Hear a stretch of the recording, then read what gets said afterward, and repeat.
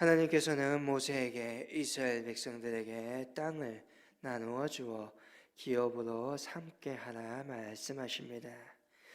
땅을 기업으로 삼는 데에는 몇 가지 원칙을 또한 주십니다. 먼저는 각 지파에 그 수에 따라 땅을 나누어 줄 것이요.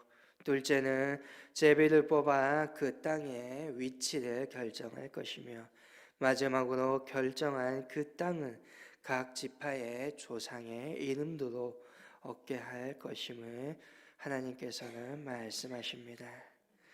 첫 번째 원칙이 인구의 비율에 따라 많은 지파에게는 땅을 넓게 주고 적은 지파에게는 적게 주라라고 말씀하십니다.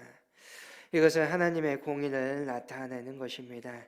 가족이 많은 지파에게 그 땅을 넓게 주어 그 필요에 따라서 넓게 자리를 잡고, 가족이 적은 지파에게 적게 주어서 그 필요에 따라 살아가게 하십니다.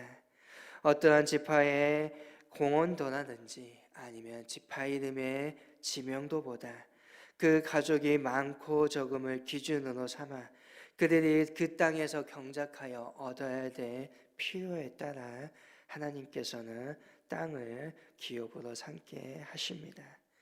또한 두 번째, 제비를 뽑아 그 기업을 정하게 하십니다.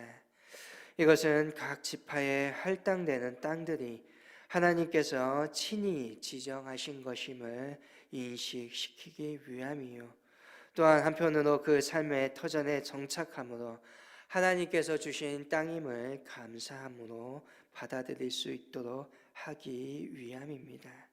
또한 땅의 좋고 나쁨을 따지지 않고 땅의 상태에 따라서 서로 지파끼리 싸우는 일이 없도록 하기 위해 하나님께서는 제비를 통하여서 자신들에게 주어진 땅이 하나님의 뜻에 따라서 주어진 것임을 알게 하시기 위함입니다.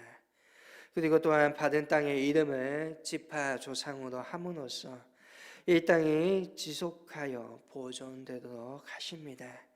그들이 받게 되는 땅은 하나님께서 그들의 조상과 맺은 언약에 따라서 주신 선물이라는 것입니다. 위 때에서부터 이제 지금 아내 때까지 하나님의 그 약속이, 그 언약이 이어지어 그들에게 주어지는 하나님의 선물이라는 것입니다. 또한 57절부터 62절을 보면 레위인이 계수되고 있음을 보게 됩니다. 레위인은 선막에서 하나님을 가까이 섬길 수 있는 사람들입니다. 그렇기에 하나님께서 그들의 의식주를 책임져 주십니다.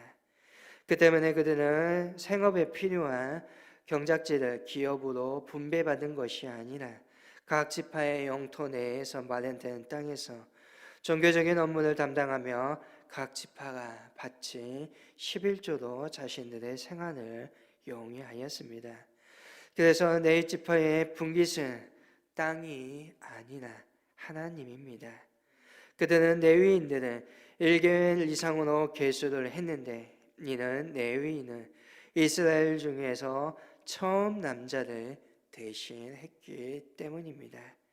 한편으로 60절에서 61절을 보면 나답과 아비후가 다른 불을 하나님 앞에 들이다가 죽었던 것을 기록하고 있습니다. 이를 통하여서 하나님 앞에 주어진 특권 속에서 살아가고 있지만 한편으로 의무와 법이 있다는 것을 깨닫게 만듭니다. 주님의 이름이 얼마나 존귀하며 선막에서 봉사함이 얼마나 거룩한지를 말씀하고 있는 것이지요. 이것은 하나님 앞에 봉사하며 헌신할 때 자신의 방식이 아니라 하나님께서 원하시는 방식대로 섬겨야 함을 가르치고 있는 것입니다. 하나님의 제사장으로 부름을 받은 우리들, 하나님께서 우리에게 분깃을 주시고 또한 우리에게 모든 것을 주신 것을 하나님의 선물인 걸로 여겨야 합니다. 분명 하나님의 제사장으로 부름받은 그들 레위인에게는 기업이 없지만 하나님께서 공급해 주셨기에 안락하고 풍족한 삶을 살아갑니다. 우리 역시 무엇이 우선인지 우리에게 주어진 것이 하나님으로부터 주어졌고 하나님께서 책임져 주시리라 그 사실을 믿을 수 있어야 한다는 것입니다. 하나님만이 우리의 기업이 되십니다. 하나님께서는 그 나라와 그 의를 구하면서 하나님의 뜻을 찾는 자들에게 분명히 모든 것을 공급하시고 풍요롭게 만들어 주신다는 것입니다.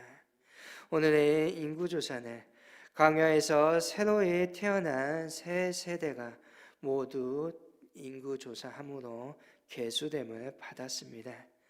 출애굽 1세대는 출애굽 후 광야에서 하나님의 약속을 불신하고 하나님을 대적하고 하나님의 거룩함을 훼손하였기에 여호수아와 갈렙 외에는 가나안에 들어갈 수 없었고 광야에서 모두 죽게 됩니다.